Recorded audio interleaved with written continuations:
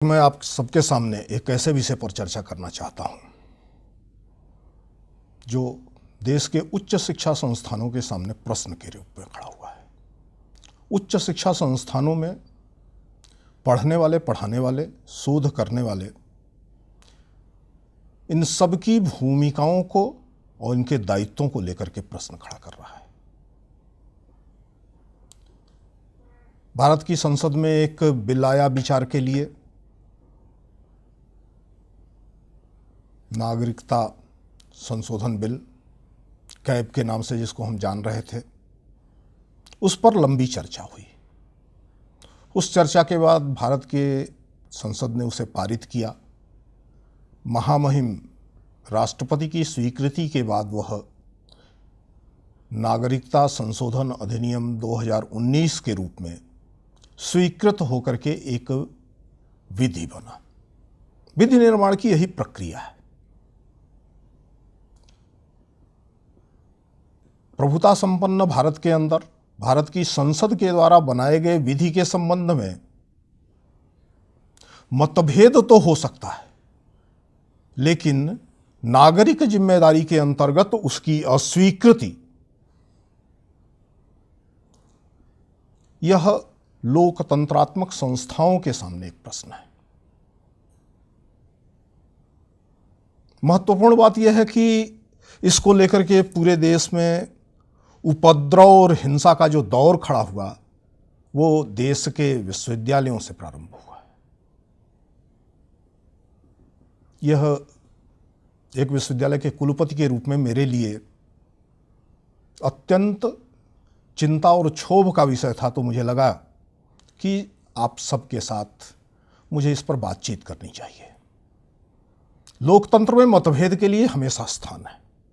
वैचारिक मतभेद से इनकार करना यह लोकतंत्र को कमजोर करना है, लेकिन इस मतभेद के आधार पर राष्ट्र को संकट में डालना यह लोकतंत्र को समाप्त करने की दिशा में बढ़ाया गया कदम है। प्रतिरोध का होना, विरोध का होना, यह एक बात है, लेकिन प्रतिरोध और विरोध में देश के नागरिकों के कर के पैसे से अर्जित की गई संपत्ति को आग के हवाले करना,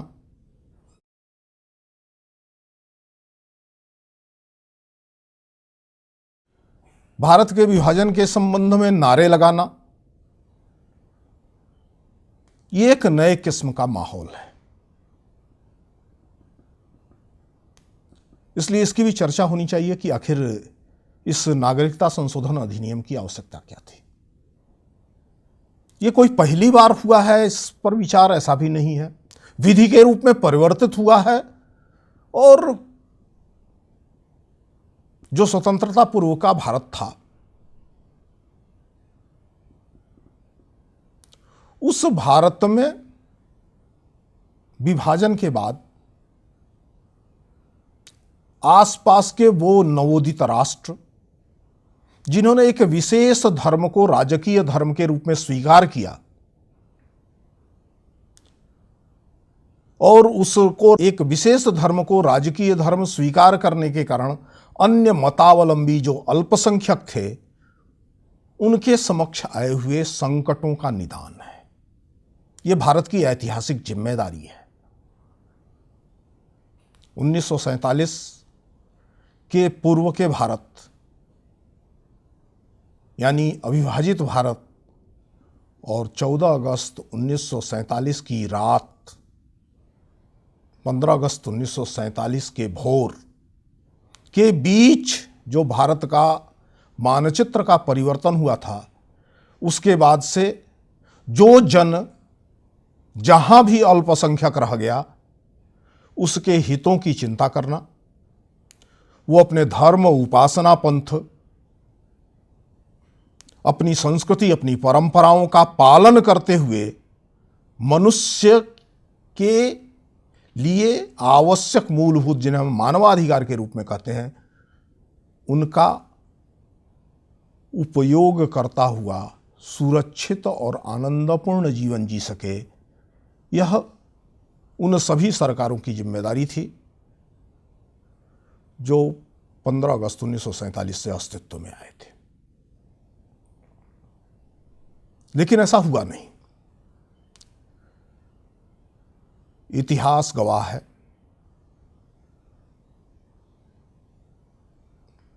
पूर्वी पाकिस्तान और पश्चिमी पाकिस्तान में लगातार हिंदू, बौद्ध, सिख, ईसाई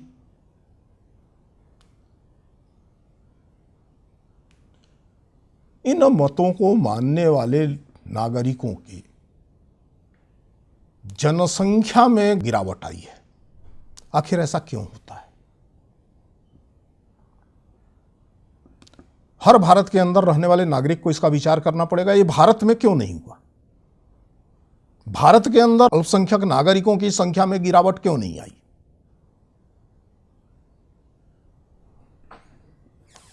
और हमारे पड़ोसी राष्ट्रों में जो अल्पसंख्यक नागरिक थे उनकी गिरावट क्यों आई? इस पर पिछले 50-60 वर्षों में बहुत कुछ कहा गया है। नागरिकता संशोधन अधिनियम के आने के साथ बांग्लादेश ने जिस प्रकार से अल्पसंख्यकों को जो शरणार्थी के रूप में भारत में रह रहे हैं उनको अपने यहां वापस लेने के संदर्भ में जो विचार किया, और सरकार ने कहा हम उनको वापस लेने के लिए तैयार हैं, यह बता रहा है कि कहीं ना कहीं कोई ऐसी समस्या है जिसके कारण वो लोग अपना देश छोड़ने को तैयार है, मजबूर है। तो एक जिम्मेदार लोकतांत्रिक राष्ट्र होने के नाते पड़ोस में जीवन जीने के लिए संघर्ष कर रहे मनुष्य मात्र के सहयोग का दायित्व भारत पर आता है। भारत की संसद ने लंबी चर्चा के बाद इसको स्वीकार किया है। ये पूर्व प्रधानमंत्री और राजग की सरकार के समय राज्यसभा में विपक्ष के नेता डॉक्टर मनमोहन सिंह ने पहली बार इस पर संवैधानिक रूप से प्रयास होने चाहिए इसकी चर्चा की थी।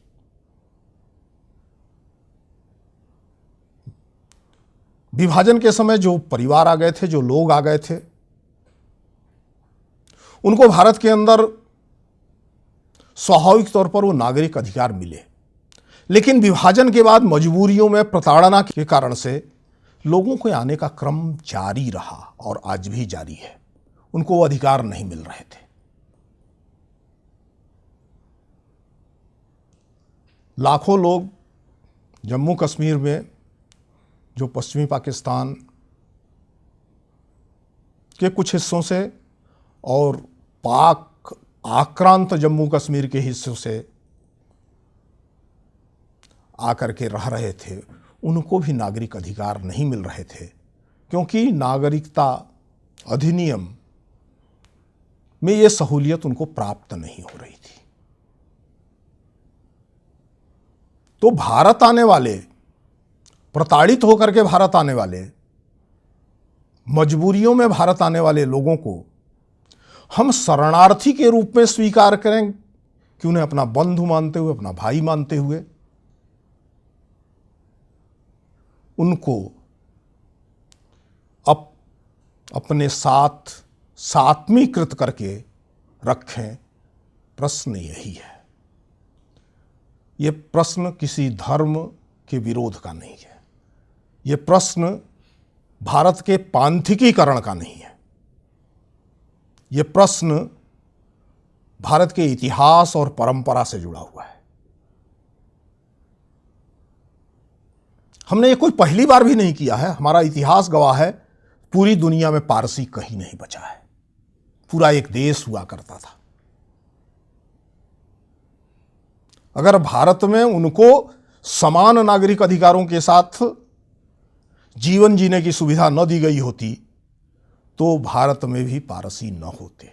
भारत के अंदर समान नागरिक अधिकारों के अंतर्गत अन्य स्थानों से आए हुए लोगों को नागरिक अधिकार देने का स्वभाव न होता तो कोलकाता का चाइना टाउन नहीं होता। यह हमारी परंपरा रही है। हम व्यक्ति को शरणार्थी के रूप में स्वीकार करने की अपेक्षा उसे नागरिक के रूप में, उसे मनुष्य के सभी अधिकारों से समन्वित करते हुए स्वीकार करने के आदी रहे हैं। यदि किसी भी भारत के नागरिक को, विशेष करके मैं भारत के युवाओं से, उच्च शिक्षा प्राप्त कर रहे युवाओं से कहना चाहूंगा कि इस कानून में कोई खामी दिखती है तो इस पर बौद्धिक विमर्श होना चाहिए। यह प्रश्न हिंसा के द्वारा हल नहीं किया जा सकता है। अपने नागरिकों के सहूलियत और सुविधा के लिए जो संसाधन हैं, उन संसाधनों को नष्ट करने से इसको नहीं हल किया जा सकता है। लेकिन लगातार ऐसा ही चल रहा है। पूरा देश इस स्थिति में आ गया है कि कोई धार्मिक आधार पर देश में विभाजन हुआ है। यह सत्य नहीं है और सत्य हो भी नहीं सकता है। यह न तो भारत की परंपरा रही है और न भारत की संसद ने इस परंपरा का कहीं कोई अपलाप किया है। हाँ, यह सही बात है कि 15 अगस्त 1947 के बाद भारत को जो ऐतिहासिक जिम्मेदारियां मिली थीं, उन ऐतिहासिक जिम्मेदारियों में यह भी था कि भारत का विभाजन अप्रिय, कष्टकारी, दुखकारी, यातनाकारी रहा है। लेकिन यह भी सत्य है कि यह दो कौमों के सिद्धांत के आधार पर हुआ था। उसके बाद भी भारत ने अपने को पांथिक राज्य नहीं बनाया।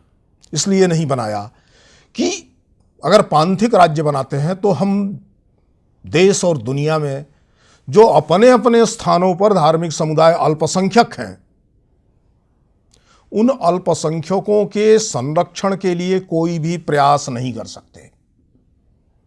और भारत का ऐतिहासिक उत्तरदायित्व अगर उसको मूल्यांकित किया जाए तो यही रहा है कि दुनिया भर में कहीं भी सताए हुए लोग, दुनिया भर में कहीं भी प्रताड़ित लोग हैं तो भारत उनके साथ खड़ा हुआ है। उगांडा के साथ भारत की कोई सीमा नहीं मिलती है, लेकिन उगांडा में भी सताए हुए लोगों को नागरिक अधिकार देने के लिए हमने व्यवस्थाएं बनाई।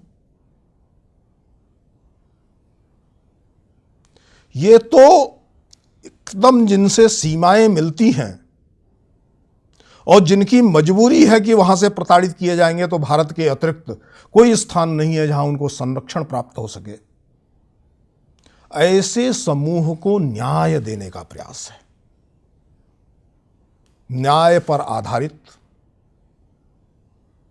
करुणा पर आधारित समाज व्यवस्था का निर्माण, समता और ममता पर आधारित नागरिक व्यवस्था का निर्माण, यह भारतीय संविधान की आत्मा है।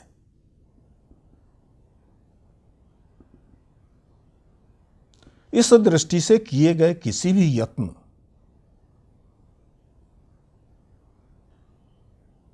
का हिंसा और ताकत, जोर जबरदस्ती के आधार पर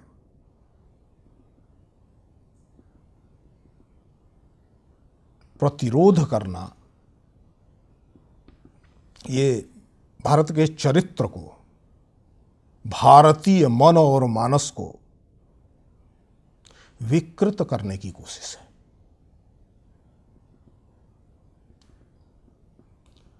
और ये एक संवेदनशील देश है।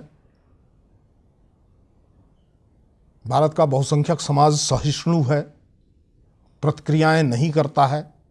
कुछ मुट्ठी भर लोग हैं जो इस सहिष्णुता के, समता और ममता से संपृक्त समाज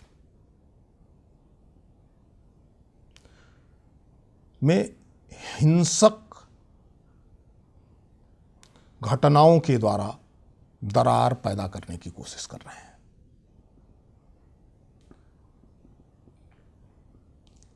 मैं यहां जरूर कहना चाहूंगा कि ये सारा का सारा आंदोलन कुछ अफवाहों पर चल रहा है जिनका उस अधिनियम में कोई स्थान नहीं है। एनआरसी थोप दी गई, इस प्रकार का प्रचार चल रहा है जो सच नहीं है। जिसके पास डॉक्यूमेंट नहीं होगा उसको भारत में रहने का अधिकार नहीं होगा, इसका प्रचार चल रहा है। एक संभावित कल्पित और वास्तविकता से कोसों दूर भ्रम को सामने रख करके देश के युवाओं को दिग्भ्रमित करने की कोशिश चल रही है। ऐसे में उच्च शिक्षा के क्षेत्र में जो युवा आए हैं वो सौभाग्यशाली युवा हैं, देश के कुछ प्रतिशत लोगों में से वो हैं। तो उनकी जिम्मेदारी बनती है कि इस प्रकार के भ्रम के वातावरण से, अफवाहों के बाजार से और अफवाहों के बाजार को गर्म करते हुए देश में हिंसा का दावानल फैलाने की अपेक्षा युक्ति के आधार पर, तर्क के आधार पर, कुछ प्रश्न हो सकते हैं, कुछ आशंकाएं हो सकती हैं, उन पर बातचीत होनी चाहिए, उन पर संवाद होना चाहिए। मैं फिर यहाँ पर बाबा साहब भीमराव अम्बेडकर को भी स्मरित करते हुए कहूँगा कि भारत का संविधान श्रेष्ठतम संविधान है। बाबा साहब के नेतृत्व में जो संविधान का प्रारूप बना रहे थे, उन्होंने दुनिया भर के संविधानों का अध्ययन करने के बाद जो जहाँ से श्रेष्ठतम था उसको स्वीकार करते हुए एक अत्यंत भविष्योन्मुखी, नागरिक अधिकारों पर केंद्रित और लोक कल्याणकारी संविधान की निर्मित की है। लेकिन 26 नवंबर 1950 को जब वो पूर्ति हुई तो अंतिम इबारत नहीं थी। हमने लगातार संशोधनों के दौर संविधान में भी देखे। जब संविधान में संशोधन संभव है तो कानून में भी संशोधन संभव है। नागरिकता का अधिनियम कोई बना था और उसमें कुछ कठिनाइयां आ रही थी, उन कठिनाइयों को निवारित करने की कोशिश की गई है और इन कठिनाइयों के निवारण के माध्यम से अत्यंत उपेक्षित लोगों को, कष्ट में जी रहे लोगों को, पीढ़ियों पीढ़ियों शरणार्थी के रूप में जी रहे लोगों को यदि उनके नागरिक अधिकार, जिस पर उनका अधिकार बनता था, यदि वो 15 अगस्त 1947 के पहले भारत में आ गए होते तो ये हमने किया है। इसके पूर्व हमने असम अकॉर्ड के दौरान 1971 तक जो किसी भी ढंग से असम के अंदर आ गए हैं उनको असम के अंदर के डोमिसाइल को और भारत की नागरिकता को स्वीकार किया है। हमने नागालैंड के मामले में भी इस प्रकार के तमाम अकॉर्ड किए हैं। तो ये कुछ लाख लोगों के लिए, जिनके लिए भारत के सिवाय कोई आशा का दीपक नहीं था, उनको भारत की संसद के द्वारा आश्वस्ति प्रदान करने का, उनको जीवन जीने का अधिकार प्राप्त हुआ है। इसको लेकर के आशंकाओं के लिए तो कोई जगह ही नहीं है। जहां तक नागरिकता संशोधन अधिनियम 2019 का सवाल है, यह भारत के वर्तमान नागरिकों की स्थिति, अधिकार और भूमिका पर कहीं कोई प्रश्न नहीं खड़ा करता है। अभी ये सवाल संसद में बहुत हुआ कि इसमें मुसलमान का नाम क्यों नहीं है। ये अल्पसंख्यकों के लिए था। अल्पसंख्यकों के लिए विशेष व्यवस्था करने की हमारी संवैधानिक जिम्मेदारी भी है। अब उनके लिए हम व्यवस्थाएं कैसे कर सकते हैं जिनके उपासना पंथ को उनके राज्यों ने राजकीय धर्म के रूप में स्वीकार किया है। यदि उनकी प्रताड़ना को स्वीकार करेंगे तो उन राज्यों पर, उन प्रभुता संपन्न राज्यों पर भारत का हस्तक्षेप होगा। ये उनके संविधान और उनकी व्यवस्थाओं पर प्रश्न उठाना होगा।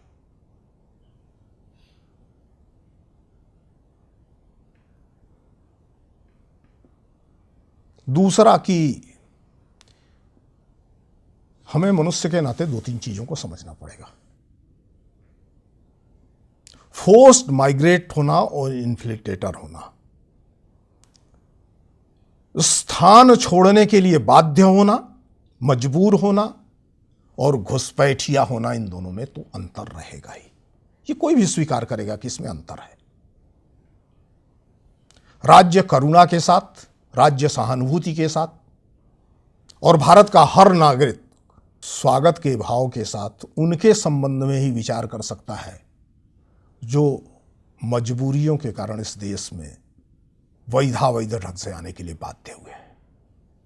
भारत के संसाधनों पर कब्जा करने के लिए, भारत के अंदर घुसपैठ करने के लिए, भारत के अंदर लगाव फैलाने के लिए यदि कोई आता है तो घुसपैठिया हो। घुसपैठिए के लिए संबंध में नागरिकता के अधिनियम में जो पूर्व व्यवस्थाएं हैं, उन व्यवस्थाओं के अंतर्गत उसके संबंध में विचार किया जाना चाहिए। एनआरसी से इसका कोई लेना देना नहीं। एनआरसी नागरिकता रजिस्टर है। एनआरसी के साथ एक माइग्रेशन रजिस्टर भी होता है, इमिग्रेशन रजिस्टर भी होता है। कौन कहां से कहां की ओर भारत के अंदर प्रवास किया है, यह डॉक्यूमेंटेशन करना नागरिक की जिम्मेदारी नहीं होती है, राज्य की जिम्मेदारी है और राज्य सरकारें करती हैं। अब कोई कहे कि हमारे पास डॉक्यूमेंट नहीं है, तो एनआरसी के संबंध में जो चर्चाएं हैं, उन चर्चाओं को समझने के साथ ही उसका स्वरूप अभी आना शेष है। आएगा कि नहीं आएगा, लागू होगा कि नहीं लागू होगा, ये सब अभी प्रश्नों के दायरे में है। लेकिन कुछ प्राविधान उसके भी चर्चा में आए हैं। क्या भारत के नागरिकों का प्रमाणीकरण नहीं होना चाहिए? हम भारत के नागरिक हैं, इसका हमारे पास प्रमाण नहीं होना चाहिए? नहीं है तो बनना चाहिए। इसका तात्पर्य यह नहीं है कि जिसके पास प्रमाण नहीं है उसको बाहर कर दिया जाएगा। इसका तात्पर्य है कि भारत के अंदर प्रत्येक नागरिक के पास उसके नागरिक होने के प्रमाण विनिर्मित होंगे और उन प्रमाणों के निर्माण की दृष्टि से किया गया यत्न दुनिया के सभी देशों में है। उसकी व्यवस्था, उसके प्राविधानों पर बहस अवश्य होनी चाहिए और बहस से, वार्ता से, चर्चा से व्यवस्थाएं निर्मित होती हैं, कमियां दूर होती हैं। लेकिन इसके आधार पर कहा जाए कि नागरिकों का रजिस्टर देश में नहीं हो, नागरिकों का पंजीयन की कोई व्यवस्था न हो,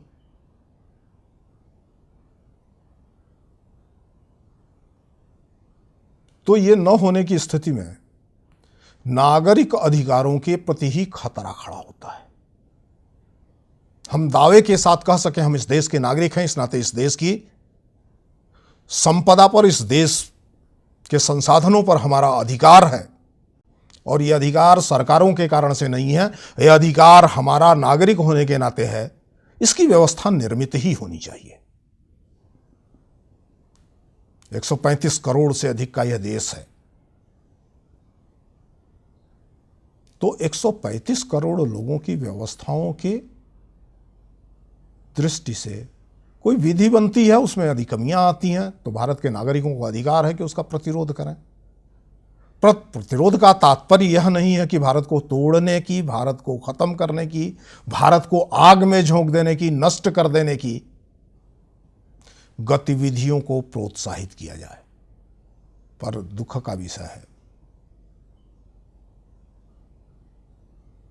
कि विश्वविद्यालयों के अंदर इस पर जो बौद्धिक चर्चा होनी चाहिए थी, आज वातावरण है कि हर सामान्य आदमी सार्वजनिक स्थान पर इसके पक्ष या विपक्ष में बोलने से भयग्रस्त हो रहा है। उसे नहीं मालूम है कि इसके पक्ष में बोलेगा तो उसकी मोटरसाइकिल फूंक दी जाएगी, इसके विपक्ष में बोलेगा तो उसके कार में आग लगा दी जाएगी। अगर वो इस हिंसा के विरोध में खड़ा होगा तो उसके ऊपर हिंसक भीड़ टूट पड़ेगी। इस प्रकार का वातावरण न तो देश के लिए अच्छा है, न देश के नागरिकों के लिए अच्छा है। मैं फिर अपील करूंगा, इस विश्वविद्यालय के विद्यार्थियों से भी अपील करूंगा, देश के सभी युवा विद्यार्थियों से अपील करूंगा कि प्रतिरोध में हिंसा का जो रास्ता है, रास्ता हम सब के लिए खतरनाक है। लोकतंत्र में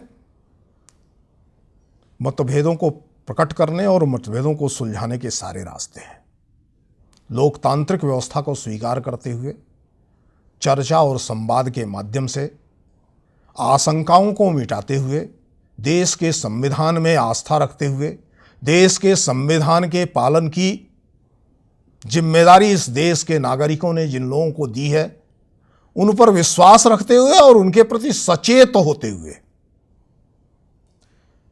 राजशक्ति पर, शासन पर अंकुश की भूमिका बनाने की जो नागरिक जिम्मेदारी है, उस जिम्मेदारी के निर्वहन के शांतिपूर्ण तरीकों का हम प्रयोग करें।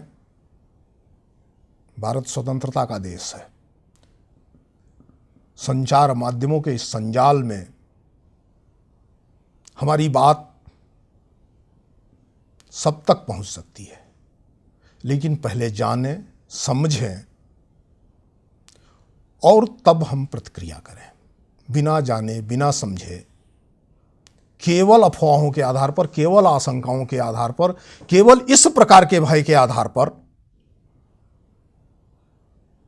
कल्पना के जो वास्तव में है नहीं, देश में हिंसा का वातावरण बने, देश में आगजनी का वातावरण बने, देश के अंदर एक नागरिक का दूसरे नागरिक के प्रति अविश्वास का वातावरण बने, भय के कारण से नागरिक अपनी बात को निर्भयता से, स्वतंत्रता से न कह सकें, इस प्रकार की परिस्थितियों की निर्मित हो तो ये हम सब के लिए दुखद है, खतरनाक है। और इसको कोई बदल सकता है तो इस देश का युवा बदल सकता है। इस देश के युवा में बदलने की ताकत है और बार बार बदला है। लेकिन बदल तभी होती है जब संवाद होता है, बदल तभी होती है जब चर्चाएं होती हैं, बदल तभी होती है जब वाद होता है। उसके बिना संभव नहीं है। फिर मैं सबसे अनुरोध करूंगा कि ये कानून अस्तित्व में आ गया है तो अंतिम तो नहीं है, कमी है तो संशोधन के लिए जगह होगी। लेकिन प्रथम दृष्टया यह उन लोगों को न्याय देने की कोशिश है जिनको न्याय 15 अगस्त 1947 को मिल जाए, इसकी गारंटी करनी आवश्यक थी। यह देरी से दिया गया न्याय है, लेकिन भारत की ऐतिहासिक जिम्मेदारी इस न्याय को देने की थी। एक ऐतिहासिक जिम्मेदारी पूरी हुई है। इसमें हो सकता है कि हमको कुछ आशंकाएं दिख रही हों, तो उन आशंकाओं को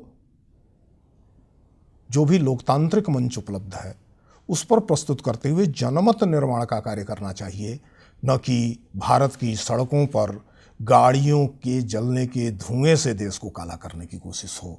इस विनम्र अनुरोध के साथ मुझे विश्वास है कि इस देश का युवा, इस देश के बुद्धिजीवी, अध्यापक इस पर